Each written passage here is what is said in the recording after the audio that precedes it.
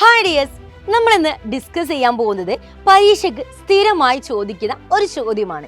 എന്തായിരിക്കും അത്? യെസ്, പഞ്ചാബ് അക്കോർഡാണ് നമുക്കിന്ന് നോക്കാനുള്ളത്. പഞ്ചാബ് അക്കോർഡിനെ നമ്മുടെ രാജീവ് ഗാന്ധി ലോങ് വാൾ അക്കോർഡ് എന്ന പേരിലും വിളിക്കും. ഇതൊരു എഗ്രിമെന്റ് ആണ്. എല്ലാ അക്കോർഡ്സും ഒരു എഗ്രിമെന്റ് ആണെന്നുള്ളത് നമ്മൾ പഠിച്ചിട്ടുണ്ട് അല്ലേ? ഈ ഒരു പോർഷൻ നമുക്ക് വരുന്നത് റീജിയണൽ ആസ്പിരേഷൻ എന്ന് പറയുന്ന നമ്മുടെ ചാപ്റ്ററിലാണ്. ഇതിൽ ഇങ്ങനെ ഒരുപാട് എഗ്രിമെന്റ്സും കാര്യങ്ങളൊക്കെ നമുക്ക് പഠിക്കാനുണ്ട്. അതിൽ ഏറ്റവും ഇമ്പോർട്ടൻ്റ് ആയ പഞ്ചാബ് അക്കോർഡാണ് നമ്മൾ ഇന്ന് ഡിസ്കസ് ചെയ്യാൻ പോകുന്നത്. അപ്പോൾ എങ്ങനെയാണ് നമ്മൾ ആ പഞ്ചാബ് അക്കോർഡ് എന്ന് പറയുന്ന ആ ഒരു എഗ്രിമെന്റിലേക്ക് നമ്മൾ എത്തിയത്? അതിൻ്റെ പിന്നാമ്പുറ കാഴ്ചകൾ അഥവാ ഹിസ്റ്ററി ഒന്ന് നമുക്ക് നോക്കിയാലോ? മക്കളെ, പഞ്ചാബിൽ ഒരുപാട് വയലൻസുകൾ നടക്കുകയാണ്. സൈക്കിൾ ഓഫ് വയലൻസ് എന്ന് നമ്മൾ പറയും അല്ലേ? സൈക്കിൾ ഓടിക്കുക എന്നല്ല, ഒരുപാട് വയലൻസുകൾ നമ്മുടെ പഞ്ചാബിൽ നടക്കുന്നു. അപ്പം ഇവർക്ക് എല്ലാവർക്കും പല ആളുകൾ പറയുന്നത് എന്താ, അവർക്ക് സിഖ് കമ്മ്യൂണിറ്റി ബിൽഡ് ചെയ്യണം, അതിനൊരു സിഖ് നാഷൻ അവർക്ക് വേണം എന്നൊക്കെ പറഞ്ഞിട്ടാണ് ഇങ്ങനെ വയലൻസുകളൊക്കെ നടക്കുന്നത്. സാധാ വയലൻസ് അല്ല ഉണ്ടായിരുന്നത്. ഇവർ ആയുധങ്ങൾ കൊണ്ടായിരുന്നു സകല മൂവ്മെന്റ്സുകളും കാര്യങ്ങളും ഇവർ നടത്തിയിട്ടുണ്ടായിരുന്നത്. അതിനായിട്ട് ഇവർ തെരഞ്ഞെടുത്ത സ്ഥലം എന്ന് പറയുന്നത് നമ്മുടെ പഞ്ചാബിലെ അമൃത്സറിലെ ഗോൾഡൻ ടെമ്പിൾ ആണ്. ഗോൾഡൻ ടെമ്പിൾ എന്ന് പറയുമ്പം നമുക്കറിയാം അതെന്താ, ഒരു റിലീജിയസ് സെന്റിമെന്റ് ആയിട്ടുള്ള ഒരു സ്ഥലമാണ് നമുക്കറിയാലേ. പക്ഷേ അവിടെ ഇവരെന്തു ചെയ്തു? ആയുധങ്ങൾ കൊണ്ടുവെക്കുക, അതേപോലെ തന്നെ ഈ സായുധ കലാപം നടത്തുന്ന ആളുകളെ കൊണ്ട് പാർപ്പിക്കുക, ഇതൊക്കെ ചെയ്തത് എവിടെയാണ്? ഈ ഒരു ഗോൾഡൻ ടെമ്പിളിലാണ്. അങ്ങനെ 1984 ജൂണിൽ ഇന്ത്യൻ ഗവൺമെന്റ് തീരുമാനിക്കുകയാണ് ഈ ക്ഷേത്രത്തിലുള്ള അമൃത്സറിലെ ഈ ഒരു ഗോൾഡൻ ടെമ്പിളിലെ എല്ലാ മിലിറ്റൻസിനും നമുക്ക് എന്ത് ചെയ്യണം? ഫ്ലഷ് ഔട്ട് ചെയ്യണം, ഒഴിവാക്കണമെന്ന് തീരുമാനിക്കുന്നു. അതിനായിട്ട് ഇന്ദിരാഗാന്ധി ഗവൺമെന്റ് നേതൃത്വത്തിൽ ഇന്ത്യൻ ആർമി ഒരു ഓപ്പറേഷൻ സ്റ്റാർട്ട് ചെയ്യുന്നു.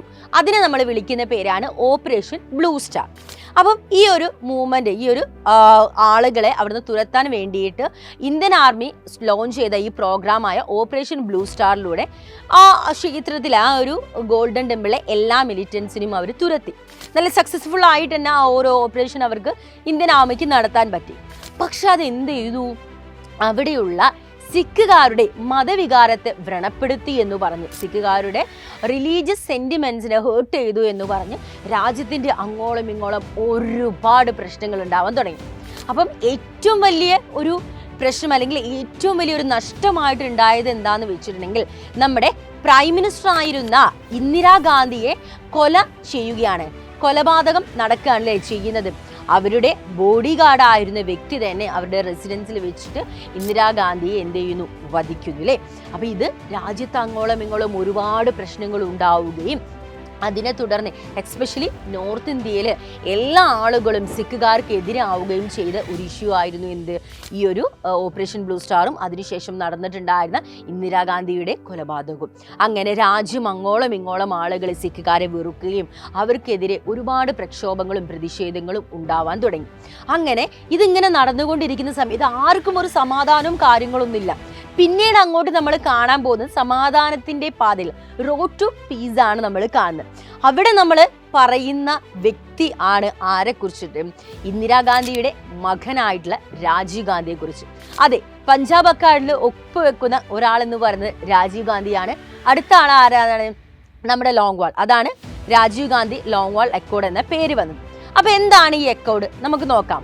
1984 അടുത്ത പ്രൈം മിനിസ്റ്റർ ആയിട്ട് നമ്മുടെ ഇന്ദിരാഗാന്ധിയുടെ മകനായ രാജീവ് ഗാന്ധി വരികയാണ്.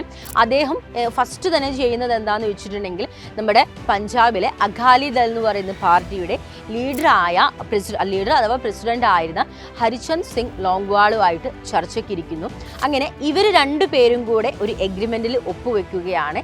ഇതാണ് ഹരിചന്ദ് സിംഗ് ലോങ്വാൾ അഥവാ ലോങ്വാൾ രാജീവ് ഗാന്ധി അക്കോർഡ് എന്നും അഥവാ നമ്മുടെ പഞ്ചാബ് അക്കോർഡ് എന്നും വിളിക്കുന്നത്. അപ്പൊ രണ്ട് പേരുകളുണ്ട്. പരീക്ഷയ്ക്ക് ഏതെങ്കിലും ഒന്നായിരിക്കും ചോദിക്കാൻ മാറിപ്പോയത്. പഞ്ചാബ് അക്കോർഡും അതേപോലെ രാജീവ് ഗാന്ധി ലോങ് വാൾ അക്കോർഡും ഒന്ന് തന്നെയാണ്.